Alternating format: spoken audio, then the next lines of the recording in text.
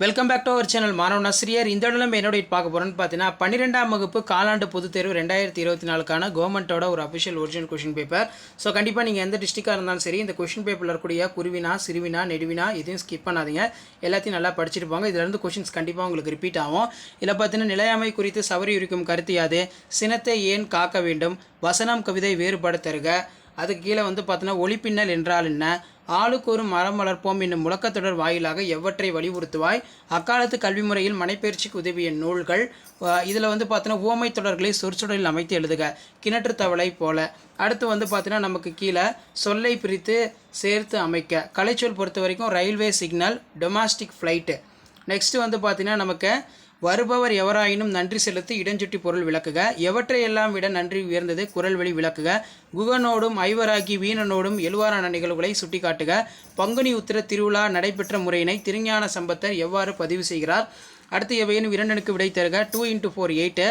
பெருமழை காலங்களில் நகரங்கள் வெள்ளத்தில் மிதப்பதற்கான காரணங்களை எழுதுக, மணலில் எழுதியது முதல் தற்காலம் வரை எழுதும் முறையில் ஏற்பட்டுள்ள மாற்றங்களை தொகுத்துரைக்க, மையாடல் விழா குறிப்பு வரைக, சென்னையில் பண்பாட்டு அடையாளங்களில் இன்றும் நிலைத்திருப்பதனவற்றை குறிப்பிடுக. அணி பொறுத்த வரைக்கும் பொருள் வேற்றுமை அணி, ஏகாதேச உருவக அணி, இலக்கியம் நயம் பாராட்டல், மைய கருத்துடன் ஏற்புடைய 3 நயங்களை எழுதுக. அடுத்து பார்த்தீங்கன்னா பின்வரும் பழமொழியினை வாழ்க்கை நிகழ்வில் அமைத்து எழுதுக, குற்றம் பார்க்கின் சுற்றம் இல்லை, எறும்பும் ஊற கல்லும் தேயும், வெண்பாவின் பொது இலக்கணம் தருக. அடுத்து தமிழாக்கம் கொடுத்துருக்காங்க.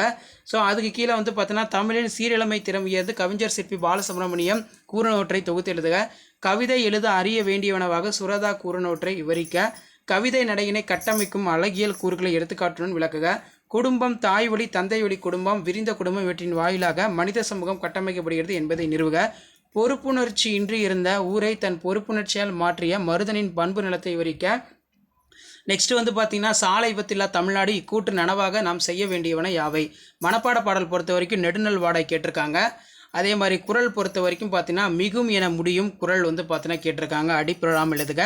ஸோ இதான் வந்து பார்த்தீங்கன்னா 12ஆம் வகுப்பு தமிழ் காலாண்டு பொதுத் தேர்வு 2024க்கான கவர்மெண்ட்டோட official original question paper. Video பண்ணுறதா ஃப்ரெண்டுக்கு ஷேர் பண்ணுங்கள். மாணவன் ஆசிரியர் யூடியூப் சேனல் சப்ஸ்கிரைப் பண்ணி கீழே இருக்கிற பெல் ஐக்கானை ப்ரெஸ் பண்ணி சப்போர்ட் பண்ணுங்கள். தேங்க்யூ.